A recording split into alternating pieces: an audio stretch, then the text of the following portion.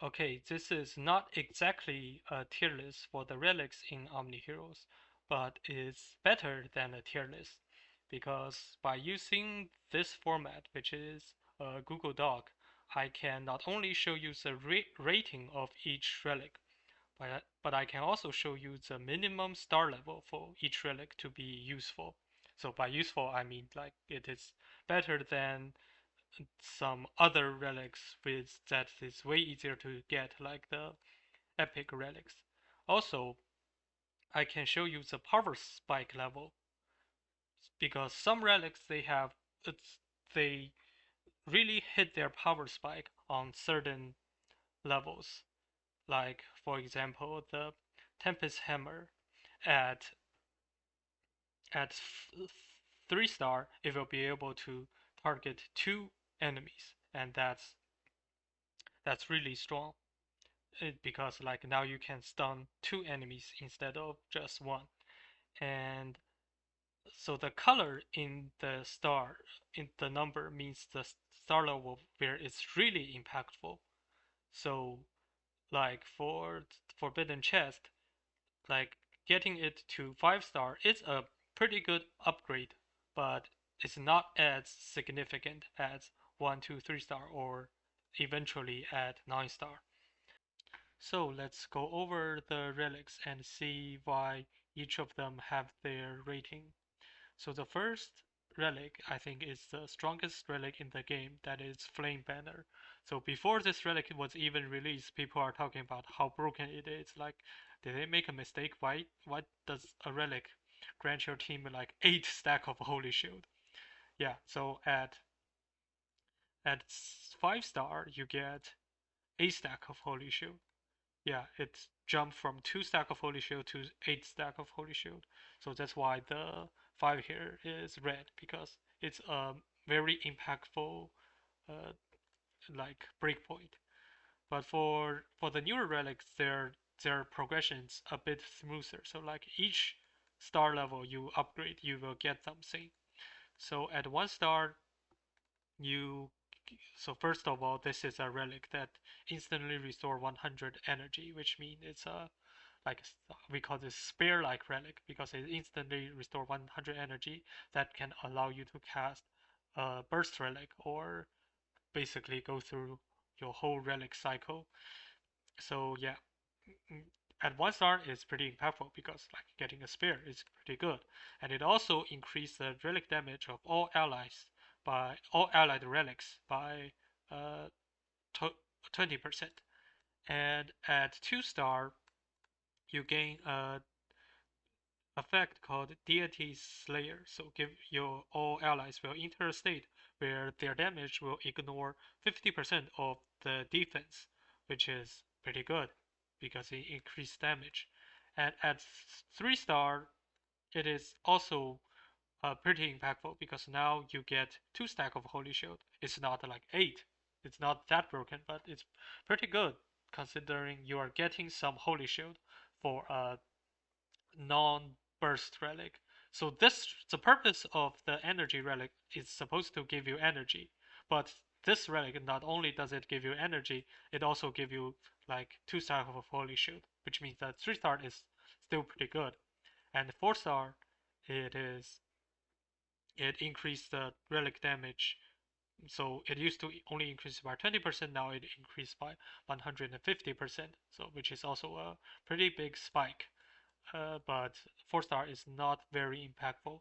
And now that I think about it, 2 star isn't that impactful either.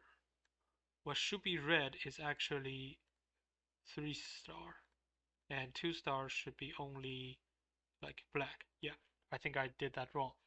So yeah, this is the and at 5 star you get 8 stack of Holy Shield, and that's the biggest power spike.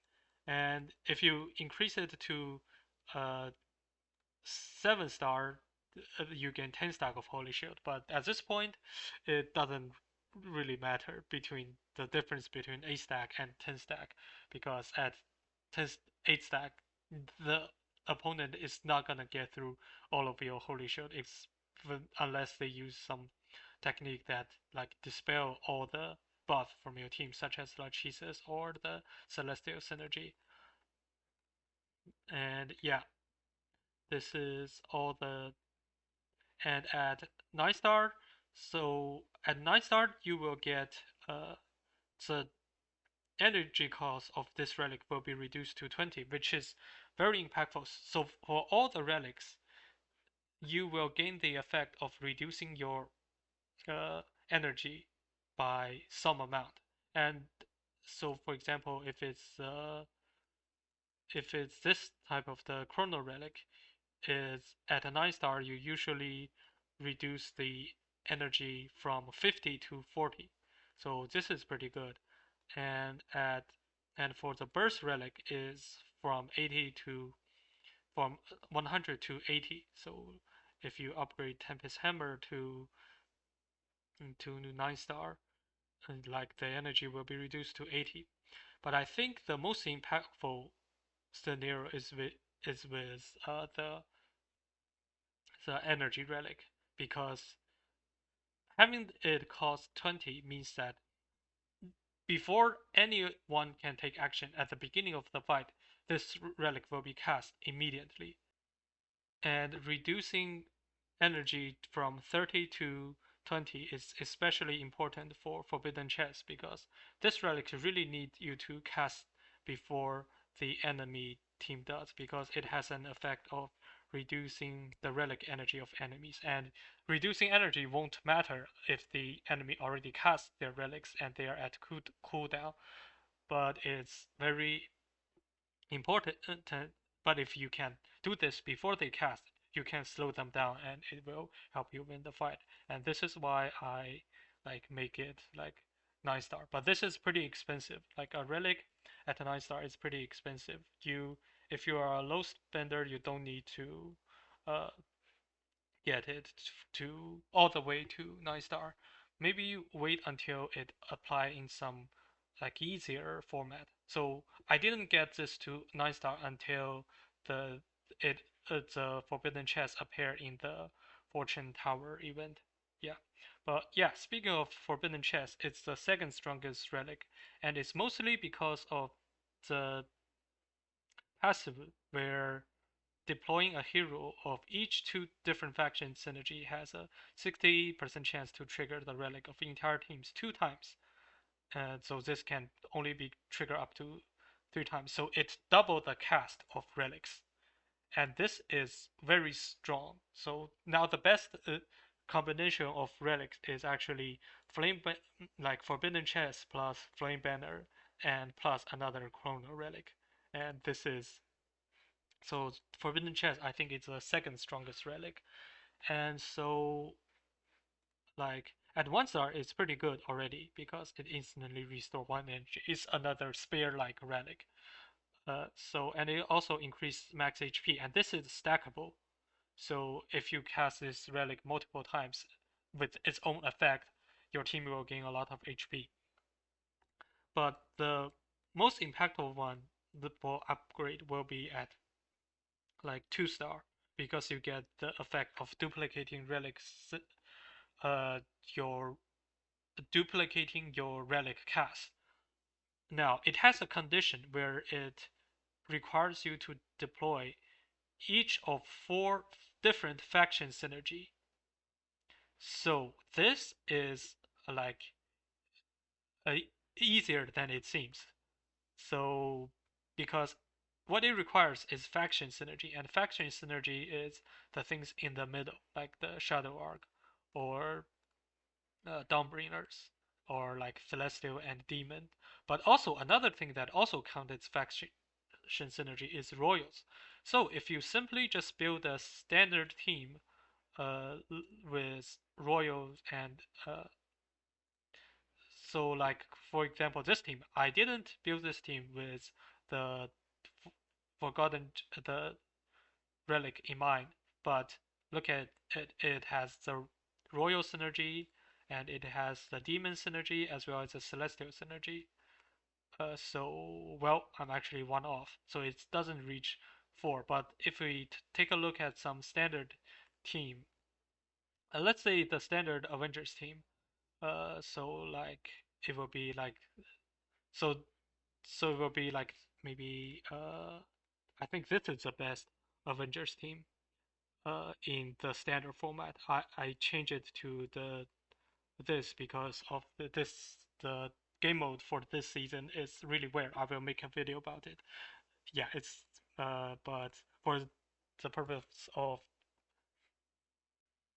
and reducing energy from 30 to 20 is especially important for Forbidden Chest because this relic really need you to cast before the enemy team does because it has an effect of reducing the relic energy of enemies, and reducing energy won't matter if the enemy already cast their relics and they are at cooldown, but it's very important.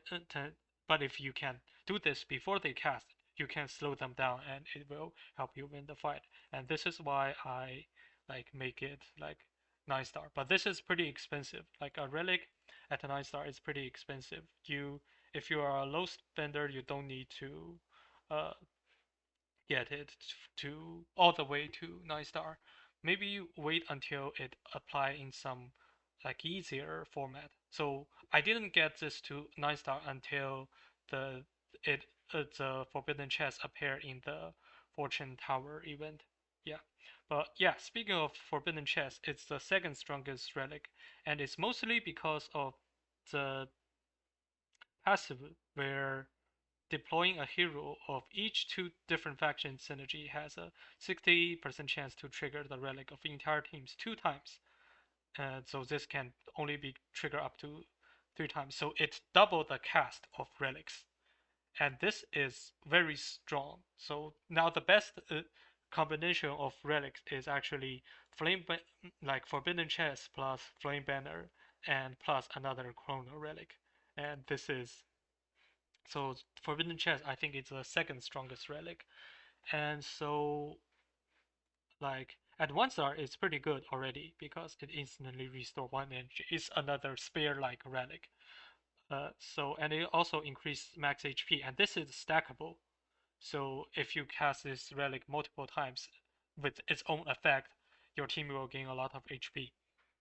But the most important upgrade for Forbidden Chest will be unlocked at 2 star, where it unlocks this synergy. Deploying a hero of each of 4 different faction synergy will grant this relic a 40% chance to trigger the relic of the entire teams for 2 times. Okay, I tried to make more sense, but I failed.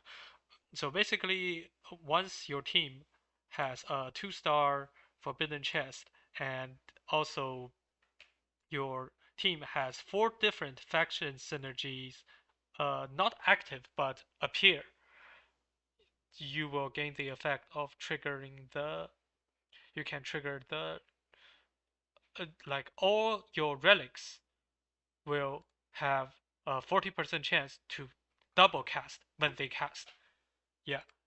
So the condition is like a 2 star Forbidden Chest, as well as your team having 4 different faction synergy appear. So like the the Dawnbringer synergy need 2 piece to activate, but like you don't need it at 2 piece, you only need it at 1 piece.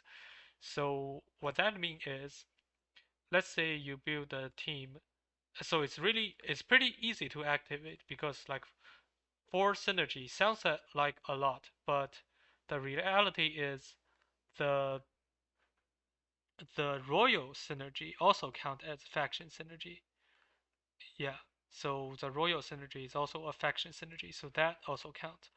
So like this team is actually you can activate the effect of the forbidden chest. Yeah. Okay. So another thing is I think that's I don't know if this is also a faction synergy. Yeah, Lightseeker is also a faction synergy. So Lightseeker, Royals, uh, Empire, Shadow Arc, and the green one, the Verdian, and Celestial and Demon. They are all faction synergy, so it's pretty easy to activate even at 2 star. And also another thing about the Forbidden Chest is as you level up, like let's say to 6 star, the chance of the double cast will increase and the condition will also decrease. So like deploying hero of each of 3 faction synergy can activate it. So which is also it's way easier. Yeah. So this is for the Forbidden Chest, and it's the second strongest relic.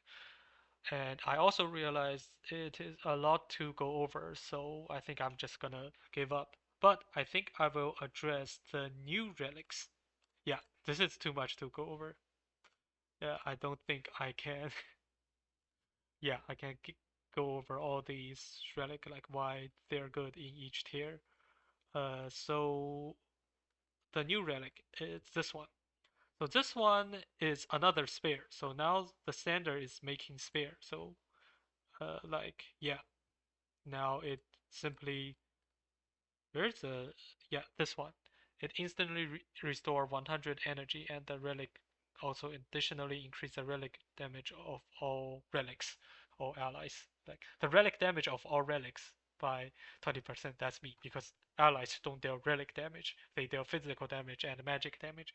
But yeah, this relic is not as good as Flame Banner and Forbidden Chest, but it's basically a spare, and it has an effect of reducing the damage for enemies, as well as so it apply an effect called Feeble. This Feeble effect will reduce the damage of enemy by 30%, 50%, and 80%, like respectively. But the feeble target also has a 50% chance to take double the damage. So as you level up the Soulbinding Lens, so the enemy will have a chance to take double the damage. So yeah, this is just another it's pretty broken because it's a relic that give you energy, but it also grant other effect such as feeble and like reducing any damage from enemy and also double the damage from your team. But yeah, it's not so it's on the same level as the other Spear relic. So like Underworld Key and Zephyr Spear itself. So okay, so there's another relic that's not a Spear relic, but it also get a score of 9. That is this one. So I feel like this one is a little underrated because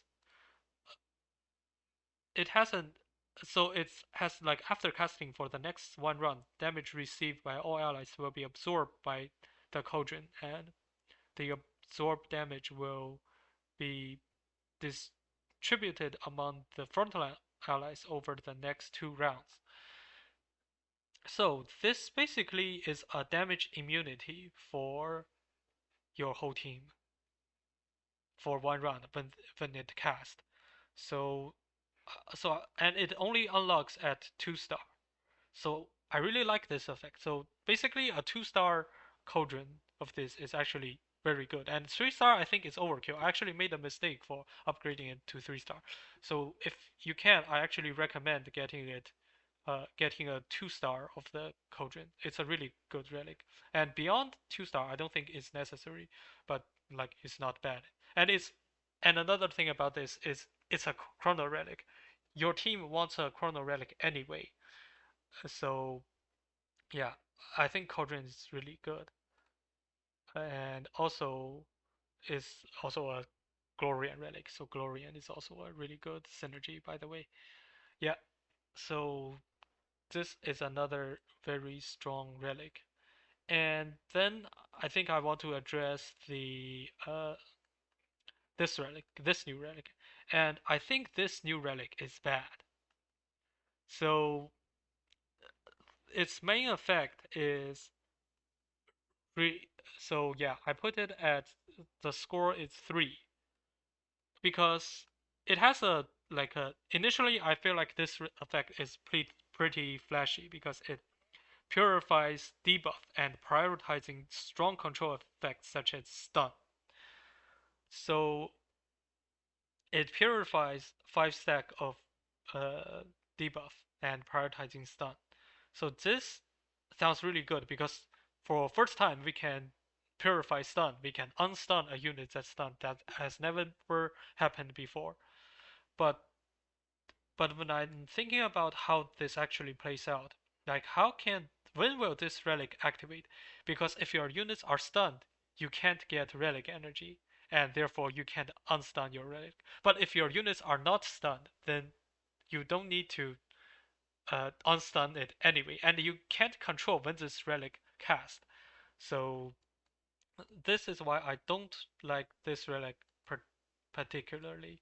So yeah, if you want to summon for a relic, uh, like if you have some diamonds save up, you want to summon for a relic, I recommend summon right now so you can get a free Soulbinding Lens. It's not the best relic, but it's still a pretty good relic, and it's a spare, so it give you energy. Yeah, and if you want to summon a Chrono Relic, you can get this one. Okay, here's another thing about Chrono Relic. So, there's two category of Chrono Relic. Yeah. So for the Chrono Relic, there are now six of them. So for the Knight's Edge, as well as Hands of Tar and the Famine Scale, they have their cooldown is 3 rounds. But for the newer Chrono Relic, their cooldown is actually 5 rounds. So that's why the Hand of Tar and the Knight's Edge and Famine Scale, the old ones, they are actually a bit better than the new one, in my opinion. Uh, Obviously, the Cauldron is actually better than the old ones. This one is best because it has a broken effect. But if they doesn't have broken effect like the Judgment Blade and the Demon Bane Whip, it actually not as good as the older Chrono Relics. Yeah, so that's why I put like the Knight's Edge, Famine Scale, and Hands of Tear in the higher than the Judgment Blade and Demon Blade Whip. Yeah, so that's for the Chrono Relic. And yeah, so I so this is just my opinion. Can't prove if you don't trust me. I can't prove like why they are good, but but because this game doesn't have any kind of objective data. But if you look at this, compare it to the relic ranking. So this is a popularity ranking of the relics. You will find that it seems to be aligned with my tier list if you factor in how easy it is to get this relic. So like Flame Banner will be higher because like it will be lower than these relic because it's difficult to get Flame Banner because you can get this from the rewards in the relic vault, and yeah, so you can get the Death Thigh and the Plague Bow, but you cannot get uh, the Forbidden Chest or the Flame Banner from it. Yeah, so yeah, if you want some objective data, you can look at this one, but do know that you need to factor in whether it's popular because it's good or it's only popular because it's easy to get. And yeah, now that I'm looking at it, it's actually not aligned with what I think because this relic is not very popular. Yeah, so I think there are some underrated ones. One is the Cauldron. This one is underrated. It's rank 18, but I think it's pretty good. And I think you need it at 2 star only. So like 2 star is very good. And another one that's underrated is Tempest Hammer. So this relic, the reason it's underrated is because some people think it's an ethereal and doomsday relic and they don't play these two synergy. But like the relic synergy actually doesn't matter as much for a lot of synergy.